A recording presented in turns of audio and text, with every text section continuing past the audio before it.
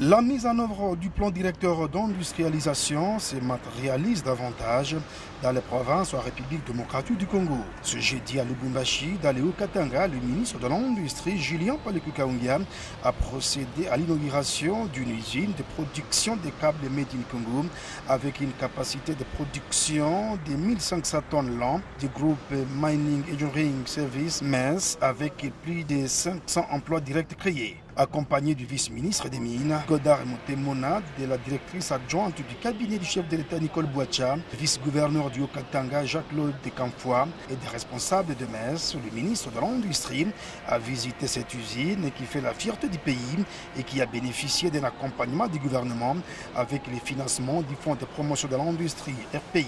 Julien Paluku Kahongya a également inauguré les usines de production des gammes de savons de ce même groupe.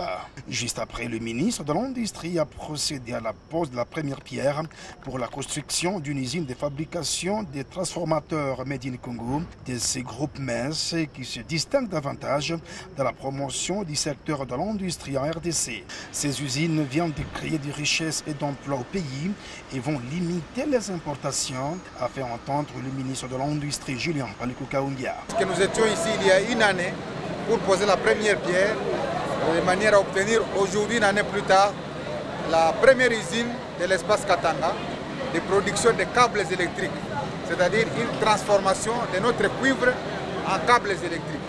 Il est possible d'électrifier ce pays. Il est possible, comme a dit le président, de commencer la transformation locale dans ce pays. Et nous l'avons fait en une année avec l'appui du gouvernement via son instrument qui est le Fonds de promotion de l'industrie.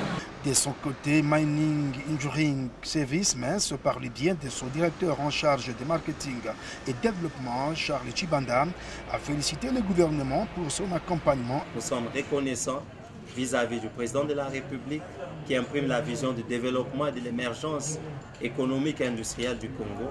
Signalons que d'autres usines de production de tuyaux PHD et PVC et de recyclage des huiles usées du même groupe étaient déjà inaugurées par le ministre Julien Paluku Kahongya il y a un an.